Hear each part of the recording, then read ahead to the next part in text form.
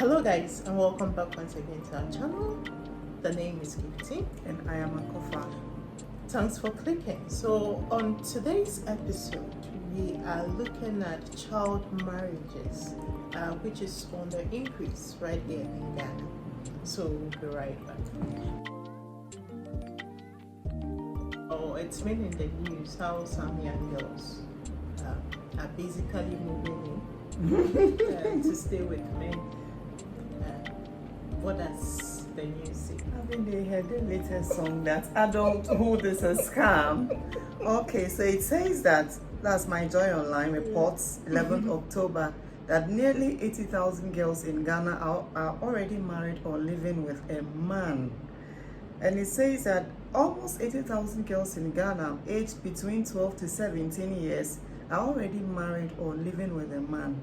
Data from the Ghana Statistical Service. It says nearly 26,000 of them are in junior high school, aged between 12 and 14. And the rest are also from 15 to 17. Wow. I can say that based on this data, Ghana is in crisis. We are. Because if our girls, our future, it's already been destroyed. Yeah. Through no fault of theirs, I must say, then we are in trouble. I have a near personal experience, okay? So I would say I'm a product of good parenting. Okay. I'm a product of good parenting. My mom, took care of 9 children, and I'm the 8th born. Okay? And she was so strict. And I am a result, what you see, the disciplinarian that you think I am. You know, at school, my friends called me wicked headmistress because they thought I was so stern with a poker face and all that. It's as a result of good parenting. Yeah. And I'll go right into it. So every adolescent girl in Ghana, especially when you get to junior high school, you seem to have a boyfriend in the class or in a different class and so on. I didn't have such relationship, right? Okay. But when I moved into the polytechnic, I had a boyfriend. Somebody will say, but you're already 18, 19, so what is wrong with it? What saved me was my mother's stern, way of taking care of us, how disciplined she was. And it stuck here on my mind. I remember there was this time we were back home on vacation. I went to visit my boyfriend. I spent the night there and I couldn't come back home. So I had to call one of my best friends. I went to her house and I told her that, okay, so this is how my mom is. I can't go home. So you have to follow me to my house. This is real story. This is me nakeding myself to you. So parents out there, be unapologetically stern and disciplined to your children, both boys and girls. So I went to this friend and told her that, you know what, I can't go home. So this is the plan. You have to come with me. And she was living at Osu, and I was living in Kaswa. So she had to follow me to Kaswa. Yeah, this is what happened. I cannot go home alone. So please follow me home. So we tell my mom that I came to your house and it was late. Seriously, I came to your house, it was late, and here I am with my friend. So I was with a girlfriend, a classmate, and not with a boy. So imagine if I were in the no man's land, everybody is taking care of himself, family. I would have left the house. And this guy would have impregnated me and I would have been born 3, no marriage, no education, and so on. So we cannot dismiss parents when it comes to this. Not at all. In fact, they carry the bigger blame. Yes. If we talk about girls leaving home to stay with men, what sort of my experience are not very different from yours. I tell you my stories. I get beaten basically for doing nothing. And I cannot see myself leaving the house.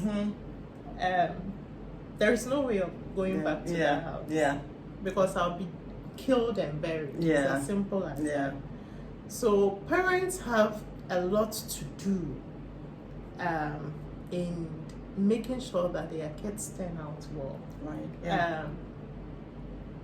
Before there is a bigger society, before there is government, before there is every other person, there is a mother and a father. A home, actually. Yeah. And those two individuals must make sure that their children do not leave home and move in to stay with men as young as 12 years. No, it's insane. It's so wrong. And then there is also the aspect of parents who basically encourage their children.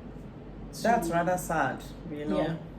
But because they will make Poverty. the excuse of poverty, right? Yeah. We can't provide for ourselves. We have other children that. So once you are 12 You have years to and sacrifice you are the girl, they marry you off. And those ones, I would say that government needs to come in because already those parents are unscrupulous. There is really nothing you're going to do. I watched a documentary by TV3 where parents, a man, it's one of the child's dad, asked the journalist to bring 100 cedis to carry the daughter. So she was basically selling her. 400 Ghana. Yeah. And how long would they survive on that amount? She doesn't. He doesn't. They care about here and now. Yeah. Today. So he's basically, and he has so many other kids. Wow. So when you go to their farm plains, when you go to their farm plains, all those areas, kids, they use them at sea. Yes. Child labor. Yeah. Some sell them. Marriage. So there's supposedly rich men in the community. They sell those kids too. So parents, we need to look at that. Yeah. Our role in the life of our children. You cannot use poverty as an excuse. No. If you are poor, there are so many family planning options available to you. You don't have to have children. Yes. I've had someone tell me that childbirth is a societal responsibility in the sense that you need to have children once you are in society. But I beg to differ. And this person was telling me this because of my challenges with childbirth. It's like you have to have children because society says so, not because you can actually afford to take care of those children. Yeah, if that's what the person thinks. Yeah. So parents have a bigger role to play in all this. Yeah. And where parents are failing, government needs to come in. Yes. Yeah. Yeah. Government needs to come in. Yeah. Government needs to come in and see what policies. So the question is, aside government, we in the society, what can we do to help these little ones? You know, for some of these girls, it's just money to buy pad. Yeah. And we talked about pad, right? We've talked about pad. Yeah. For somebody to monthly supply of pad, sanitary, If you've not towels. watched that video, we'll put it in the description box for you to For see. some girl, it's all about, check, Yeah.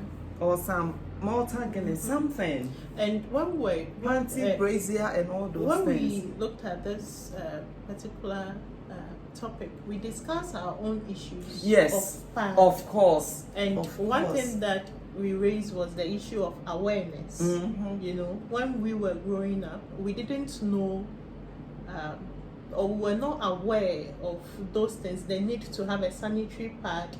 No, you didn't know, but I did. Oh, okay. So basically, I didn't know we were poor. So I knew we didn't have money. Yes. But when it came to having sanitary pad, it wasn't really a big deal with me. Yes. Okay, so my grandma can give me this guts. And it was better, much better. And then my grandma can go into her things and find some things from foods, those things. Yeah. And then I could use, and it wasn't a problem. Until I saw someone else react that I must have pad before I realized that. Oh no, what is that? there is really a problem. But with social media nowadays, kids are aware of the things that they need to be able to live a comfortable life. Yeah. So they are not going to go for girls, neither are they No. going to go for. They want sanitary They pads. want sanitary pads. And men come to Yeah. that. So parents should be more responsible. Mm-hmm. Yes. Their children are not for society. Mm-hmm.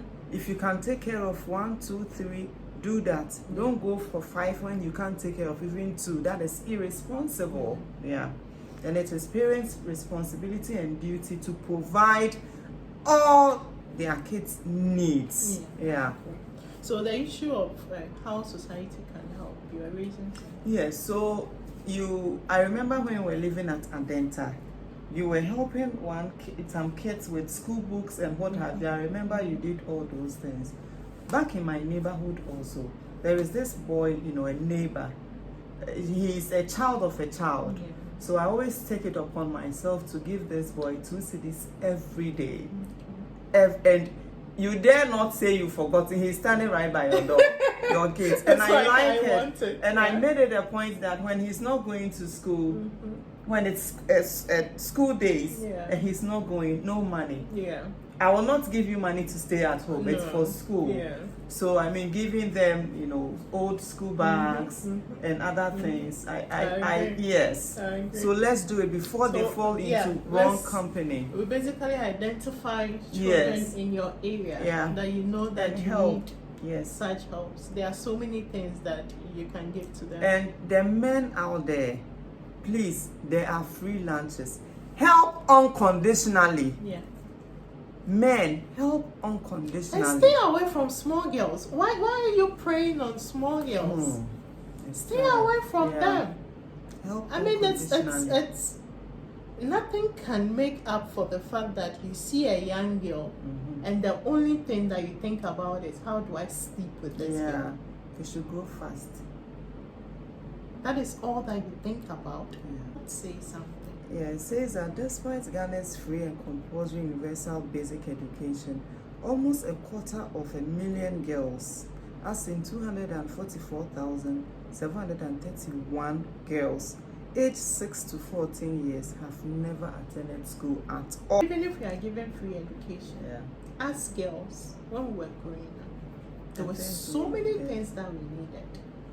Now, not only girls, but boys also. Yeah. We need good shoe, good bag.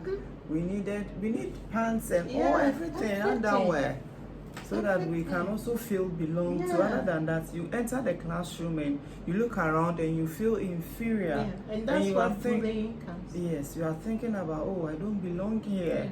Let me go out there, and so on. So parents, I mean, for me, as much as government has something to do to keep kids in school, politics, etc., private organizations have things to do to help. Parents have the bigger responsibility. Because believe me, that's not a child's fault. No, you should know the whereabouts of your child.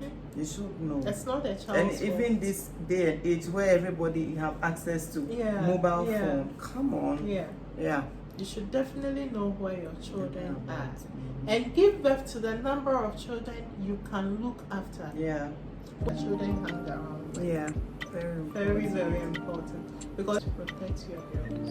Girls having to stay in school to become something in society. Parents need to play their parts. Alright, so we'll see you in the next one.